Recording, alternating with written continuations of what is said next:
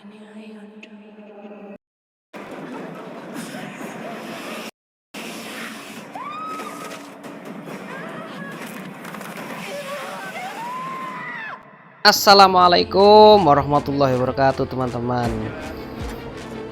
Kalau kita pecinta film Indonesia, khususnya film KKN Desa Penari, pasti kita akan tahu tokoh yang ada di dalamnya, yaitu karakter sebagai Badara Wuhi ya, siluman ular yang ada di situ. Nah, ini untuk kali ini kita akan membahas tentang asal usul Badara Wuhi. Tapi Badara Wuhi itu cuma legenda ya teman-teman ya. Itu cuma legenda. Nah, ayo kita bahas sebenarnya gimana sih asal usul Badara Wuhi dan siapa sih Badara Wuhi itu sendiri. Nah, ini penjelasannya ya teman-teman. Sebelum bercerita tentang Badara Wuhi, mari kita membahas tentang asal usul atau seseorang yang akhirnya menjadi Badara Wuhi. Cerita ini berawal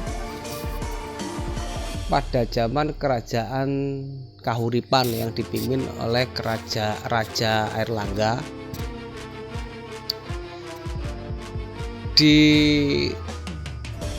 masa itu ada seorang guru yang sakti, seorang yang sakti, tapi dia kurang apa istilahnya, kurang baik ya, agak jahat lah. Mempunyai murid, kalau nggak salah itu, kalau di dalam ceritanya itu ada 4 murid. Salah satunya adalah wanita cantik yang bernama Ratna Nareh. Nah, jadi ceritanya gitu. Karena kurang baik, akhirnya si guru ini dikalahkan oleh Empu Barada. Lah, siapa Empu Barada? Empu Barada adalah guru dari Raja Airlangga, guru spiritual Airlangga. Pada waktu itu, zaman itu agamanya agama Buddha. Nah, setelah dikalahkan, gurunya mate, modar bongko. Akhirnya murid-muridnya melarikan diri. Yang ketiga muridnya itu lari ke Bali. Nah, si Ratna Nareh ini dia melarikan diri ke hutan yang berada di Jawa sebelah timur. Kalau mungkin sekarang Banyuwangi, atau yang di apa, yang jadi syuting film KKN itu di mana? Di Desa Penari itu. Nah, itu Ratna Nareh.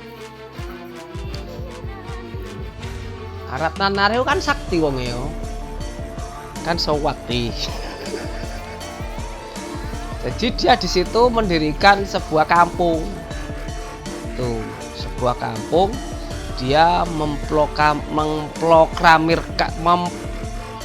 memproklamirkan dirinya sebagai kepala di kampung itu. Tuh. Dia kan sakti deh. Nah, sakti, jadi orang-orang nggak ada yang berani. Sedangkan dia karakternya itu karakter yang antagonis waktu itu gitu. Antagonis ini anu jahat lah rodoan no. Tuh. Jadi orang-orang nggak ada yang berani. Akhirnya ya manut aja gitu, nurut. Nah, akhirnya apa, si Ratna Nareh ini pada suatu hari si Ratna Nareh itu main ke daerah Wonokromo. Wah, Ratna Nareh kan cantik ya, wahyu kan. Di Wonokromo, Ratna Nareh ketemu kepala desa Wonokromo yang namanya belum diketahui dalam sejarah, dalam legendanya itu nggak diketahui. Si kepala desa ini tadi itu terpengaruh ke atas kecantikan si Ratna Nareh. Akhirnya si kepala desa ini ingin berbuat mesum alias tidak senonoh kepada Ratna Nareh dengan alih-alih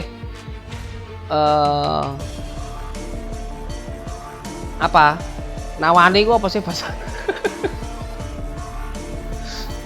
menawarkan untuk menginap di rumahnya karena hari hampir malam. Sebenarnya Ratna Nareh ini tidak tahu ada niat jahat di balik kebaikan kepala desa itu Wonokromo itu ada udang di balik batu.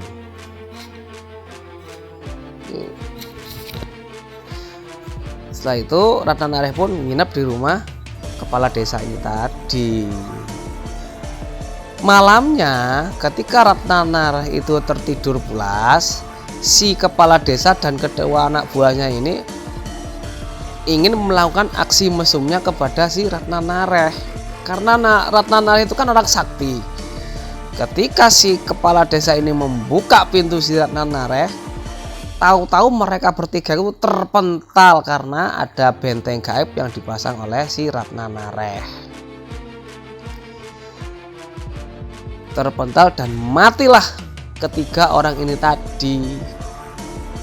Dari situ si Ratna Nareh pun memperluas kekuasaannya di daerah Wonokromo. Jadilah dia kepala desa di sana juga. Itu. Pada suatu saat si Ratna Nareh pulang ke daerah yang awal tadi dia mendirikan kampung.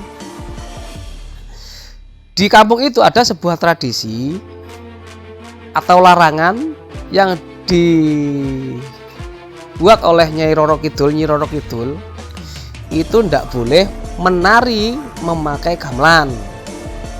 Tuh. Dan di situ ada sendang atau jeding belumbang itu yang tempat singgahnya Nyi Roro Kidul kalau pas berkunjung ke situ dan dijaga oleh anak buahnya Nyi Roro Kidul. Tuh. Tapi karena kesombongan si Ratna Nareh melanggar aturan itu dengan mengadakan acara menari di situ dengan menggunakan gamelan, nang gitu. Dan si Ratna Nareh ini selain menentang tradisi itu, dia juga menantang para lelembut jin yang ada di hutan daerah situ. Termasuk di situ banyak anak buahnya Ratu Pantai Selatan.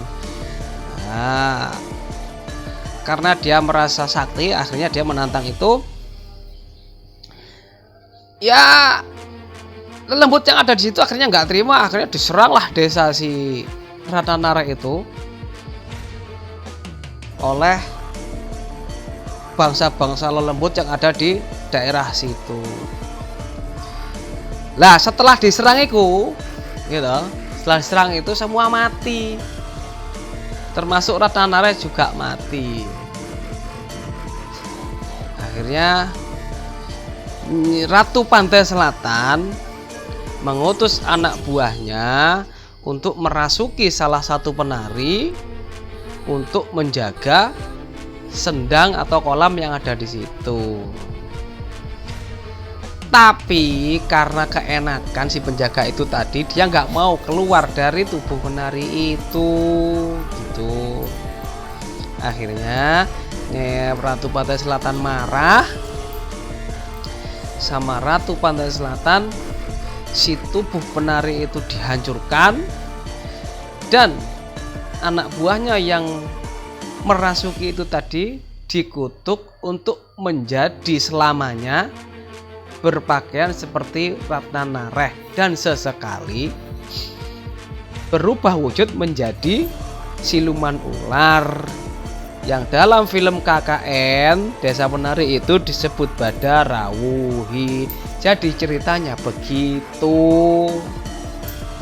Sebenarnya asal usul Badarawuhi itu adalah bermula dari Ratna Nareh pada masa pemerintahan Raja Erlangga di Kerajaan Kahuripan di Kediri tahun 1130-an.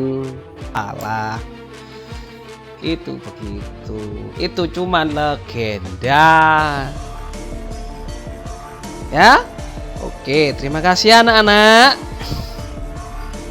Sampai jumpa lagi.